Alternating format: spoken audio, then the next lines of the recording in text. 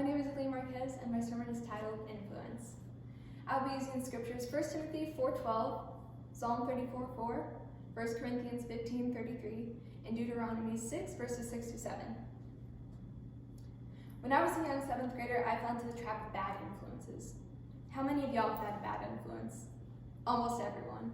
Today we're talking about influence, but what comes into your head when I say that word? Is it YouTubers, Instagram personnel, celebrities, even money? What if I told you we were called to be influencers, but in a different way? In 1 Timothy 4:12, it states, "Don't let anyone look down on you because you are young, but set an example for the believers in speech, in conduct, in love, in faith, and in purity." This verse tells us to set a good example for the people around us. But how do we do that? First, we have to understand, why do we want to be influencers? Is it because we can make some bank? We get to travel, we get to meet new people, we get new experiences?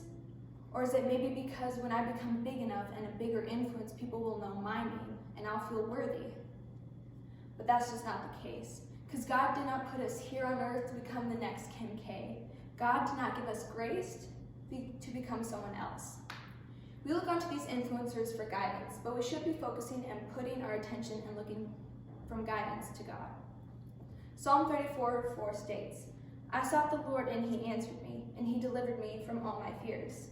This verse states that when we seek the Lord, he's going to answer. This is why it's so important to see who your role models are and who you're looking up to. Because earthly people will always tell you how to get famous for selfish reasons. Not for the good of others, not for the good of the kingdoms, but for your own selfish reasons. In 1 Corinthians 15:33, it states, "Do not be deceived. Bad company ruins good morals."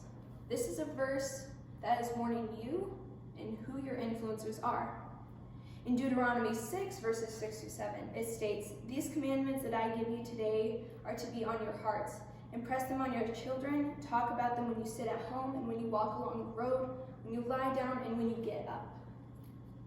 This verse tells us to teach the word. It's as simple as going out to your neighborhood, walking around and seeing someone and asking them, "Hey, do you know Jesus?" and planting that seed. Or when you're in your school, look around the people. Nowadays, so many people and kids are dealing with mental health issues from trying to be the next new thing. All this social pressure is weighing on them. Because if this is our self-worth, these influencers that say, "Oh, here's something to make your hair thicker. Here's something for your muscles to make them bigger. Here's for a slimmer waist." It tears someone's self-worth into pieces because these influencers are telling you you're not good enough when God says you are perfect the way I made you. So when you're walking around your school, pray for people. And I know not everyone likes to pray out loud. Trust me, I'm not the biggest fan of it myself. But when God gives you the courage to do these things, you have to do it. Because it's going to spread throughout your school and you'll get noticed. But you'll be noticed for your kind words, how you care for others, and how you show the love of Christ. Not for what brand of clothing you're wearing or whose music you're listening to. And I'm going to leave you guys with this question. What kind of influence do you want to be? Thank you.